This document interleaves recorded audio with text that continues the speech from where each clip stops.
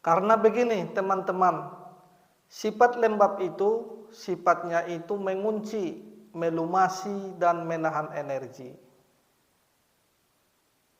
Maka ketika kita makan makanan yang lembab terlalu banyak, maka cairan itu akan menumpuk di pembuluh darah.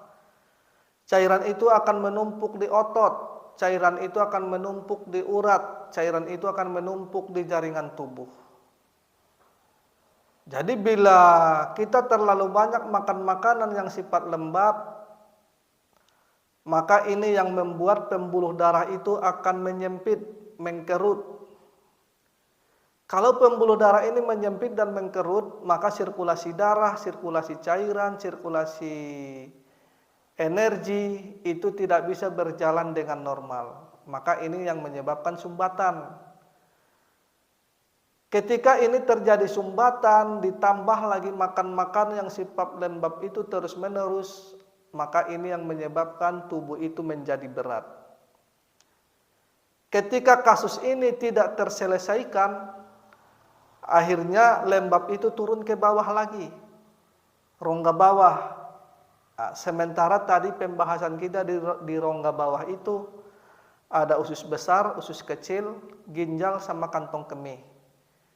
Maka gejalanya akan tambah lagi.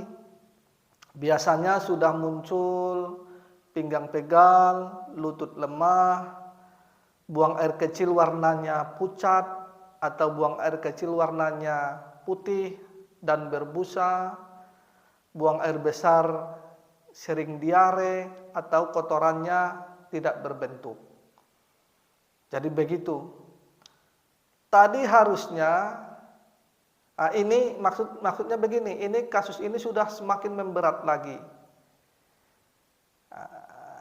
Tadi harusnya penyakit yang ringan itu, kalau benar-benar polanya, maka itu akan terselesaikan. Jadi penyakit yang ringan itu bila polanya salah, dia akan masuk ke dalam. Polanya salah lagi, maka dia lebih masuk ke lebih dalam lagi. Jadi kira-kira begitulah teman-teman gambarannya. Artinya itu tidak semua makan makanan yang baik itu ketika dikonsumsi akan menghasilkan yang baik bila salah penempatannya. Begitu ya. Jadi saya garis bawahi bahasannya. Tidak semua makan makanan yang baik dan bagus itu bila dikonsumsi akan menjadi baik.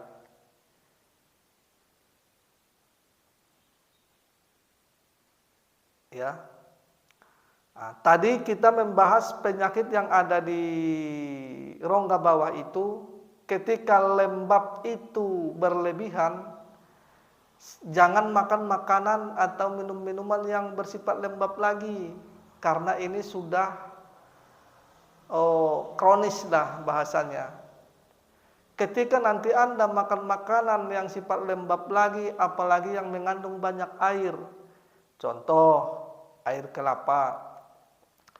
Jadi air kelapa itu sifatnya lembab dan dingin, tapi kalau diukur lebih dominan dinginnya daripada lembabnya.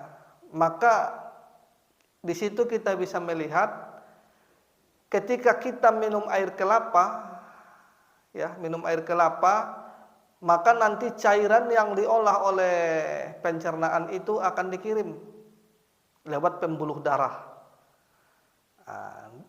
Ketika nanti cairan itu lewat pembuluh darah, karena pembuluh darahnya itu terlalu lembab, maka cairan itu akan merembes dari pembuluh darah itu ke jaringan tubuh. Maka ini yang menyebabkan pembengkakan. Nah, pembengkakan itu nanti ada dua.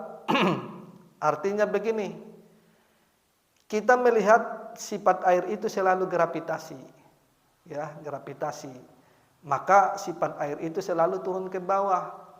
Ketika ditambah lagi Anda minum air kelapa lagi, atau minum atau makan buah-buahan yang mengandung air banyak, maka cairan itu akan keluar dari pembuluh darah itu atau merembes dari pembuluh darah itu masuk ke jaringan. Kalau dia nanti lebih dominan, dia turun ke bawah, maka menyebabkan kaki itu menjadi bengkak.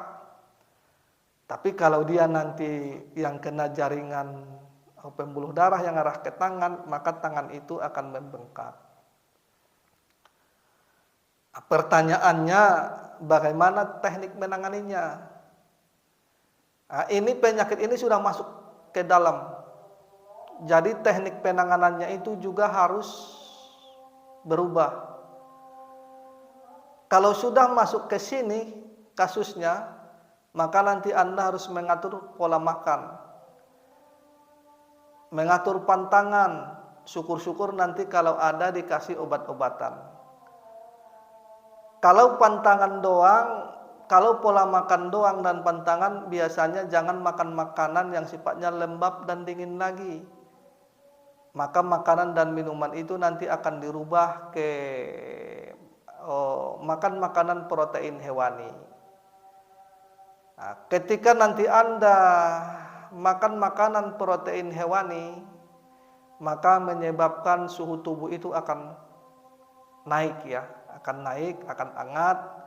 Maka ini nanti suhu tubuh yang naik ini atau tubuh yang hangat ini akan menyebabkan organ itu akan bekerja dia lebih maksimal lagi. Kalau organ dalam itu bekerja lebih maksimal lagi, maka ini akan membuat sirkulasi darah itu berjalan dengan normal. Sirkulasi cairan itu juga berjalan dengan normal. Sirkulasi kelenjar getah bening itu juga berjalan dengan normal. Ya. Apalagi ditambah lagi dengan olahraga. Artinya atur pola makan, pantangan, olahraga, menggerakkan semua otot-otot dan sendinya sehingga nanti kelenjar getah bening itu akan kuat. Ya. Jadi gambarannya begitu ya teman-teman ya.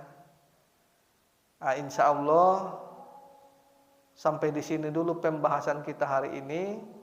Wabillahi taufiq wal hidayah. Assalamualaikum warahmatullahi wabarakatuh.